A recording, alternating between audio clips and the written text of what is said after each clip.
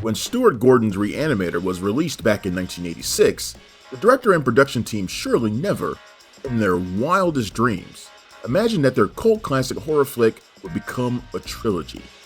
And yet, here we are. If you caught our last video on sequel Bride of Re-Animator, you'll know by now that, although I dug the VFX and carnage in all of its practically made splendor, the movie had little else going for it. Plus, Bride didn't have a proper theatrical run to show that continuing the series would be profitable from purely a box office perspective. However, what makes horror the very best genre known to the movie-making universe, which of course it is, my fellow gore-hounds, am I right?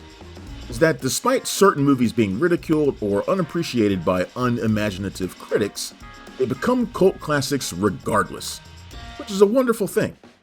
Just consider daft horror flicks like Night of the Lepus, Killer Clowns from Outer Space, the Sleepaway Camp series, Troll 1 and Troll 2, Slumber Party Massacre, to name but a few. And there's some wonderfully nostalgic fun to be had there. You could even throw in the ridiculous The Wicker Man remake in there too, with Nick Cage punching people in a bear suit and being terrorized by bees. Yeah, it's awful, but it's also awfully good. Grab your mates, a few cold ones, some overpriced pizza, chuck the movie in, and you'll have a great time with it. Perhaps not for the reasons the filmmakers initially intended, though. Which brings us back nicely to Beyond Re-Animator, a movie that nobody really expected or were massively craving for. So, could the trilogy closer bring the series full circle with an entry that matched the inventive macabre nature of the first film, with the great VFX of the second? Well, strap yourselves in, gorehounds, as we find out here on WTF Happened to Beyond Re-Animator. They submit to my power. What I've loved about revisiting the weird and wonderful world of Dr. Herbert West is that, despite the series having some questionable writing at best, it's been a twisted treat in many ways. The first movie is considered to be a classic piece of schlock horror filmmaking, and although it's perhaps slightly overrated, it's still a blast. There's also much to be admired about the less popular sequel, especially the inclusion of some truly messed up creature design.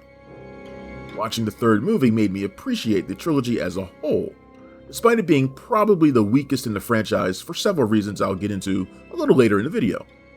The thing with a cult classic franchise like this one is that as a fan, you're invested in what comes next, even if it's a major disappointment or not.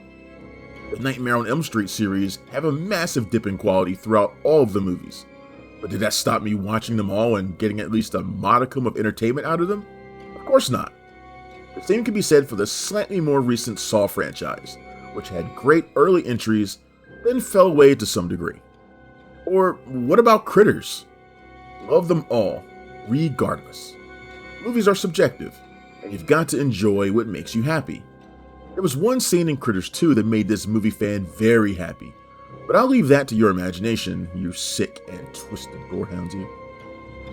The point is, cult horror comes in all shapes and sizes, and regardless of the so-called perceived quality of the movie, if you get a kick out of it, that's all that should matter. When it comes to the Re-Animator franchise, there's one guy who's been attached to every entry so far. And after producing the first movie and directing the second, he's back to take the twisted reins on this one too. Brian Yuzna.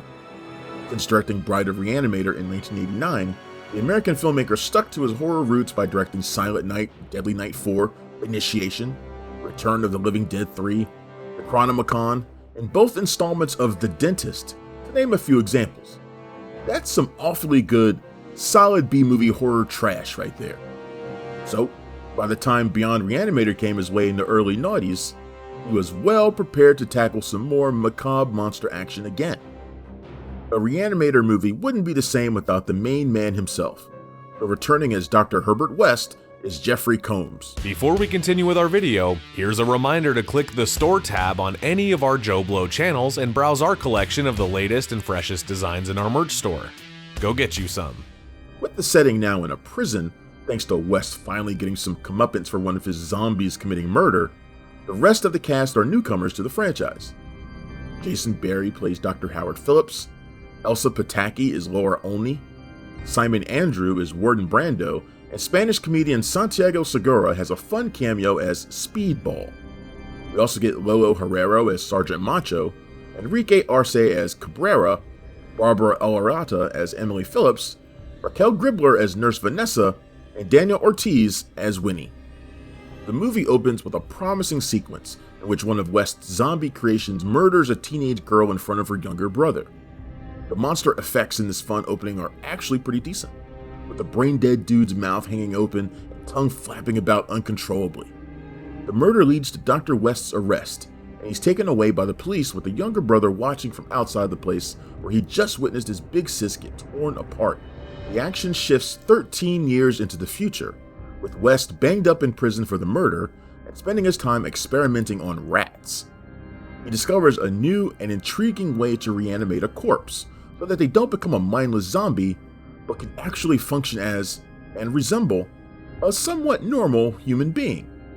However, West is assigned to work with a new doctor at the prison, Howard Phillips, who turns out to be the brother of the dead teenage girl from the start of the movie.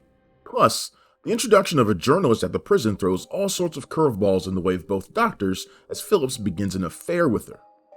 The premise for the movie is pretty solid, and while the movie is never scary, it regularly shifts nicely from one gross-out moment to the next. And, having revisited this one for the first time in forever, I was actually pleasantly surprised with how much I enjoyed it in the end. It's by no means a great movie, far from it in fact, but director Yuzna and Jeffrey Combs bring everything they can to the film to make it at least macabre and engaging. The movie doesn't try to shy away from its B-movie origins, and there's a fun extended sequence towards the end where a prison riot results in some lovely gore-tastic VFX. It's a shame that there's not much gore or splatter between the opening missing jaw zombie sequence and the riotous finale, where there's a lot of humor to enjoy when we get to the good stuff, including a rat versus severed penis scene that made this sick gorehound laugh heartily. However, Beyond Re-Animator is arguably the weakest of the three movies, and it's not just the by-the-numbers narrative that ultimately lets it down. It's missing Bruce Abbott as Daniel Kane, and although Phillips is a good actor, he's a poor substitute for the West-Kane dynamic in the first two movies. Also, while the movie is supposed to be set in Massachusetts, it was actually filmed in Spain by Fantastic Factory.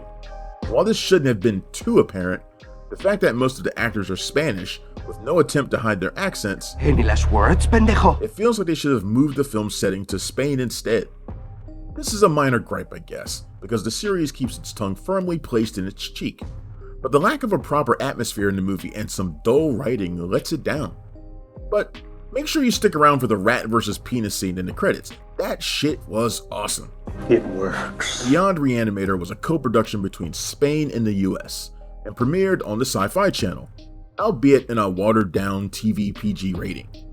An R-rated version of the movie had a very limited release in the US, and after some digging around the interwebs, it appears that movie had a theatrical release in Spain on July 25th, 2003, where it grossed $302,586. Despite the small theatrical US run, the film was actually considered a straight-to-video release, with the home entertainment platforms hitting shelves on December 23rd, 2003.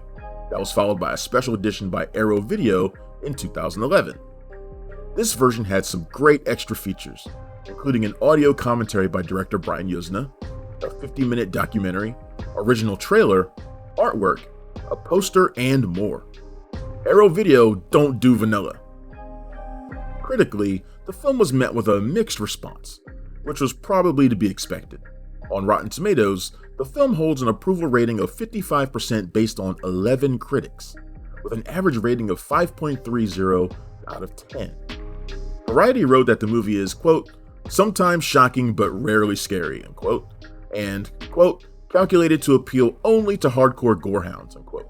Bloody Disgusting rated the film 2.5 out of 5 stars and called it, quote, a fun movie but nothing special, unquote, while in their book, Lurker in the Lobby, A Guide to the Cinema of H.P. Lovecraft, Andrew Migliori and John Streisig write, quote, if your idea of Lovecraftian fun is Combs' acidic one-liners and digitally enhanced gore effects that weren't available for the other two films, then by all means have a look. But if you're comparing this film to the still classic Re-Animator, well, this third try is only a shadow of the gonzo wit of the original and not nearly as entertaining, unquote. For this particular Hound of the Gore, however, the movie was flawed but fun and ultimately a schlocky experiment in and how to mostly produce a decent B-movie trilogy closer.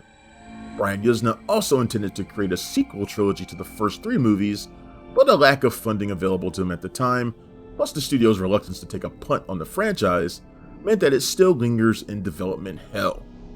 However, who's to say the series can't be reanimated in the future? Most importantly, I'd love to know what your opinion is of the movie and its merits. Does it finish the trilogy on a suitably messed up note? Or does it fall short despite some awesome splatter in the finale?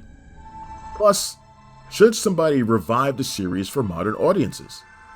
Let us know in the comments, and I'll see you wonderful gorehounds next time. Thanks for watching.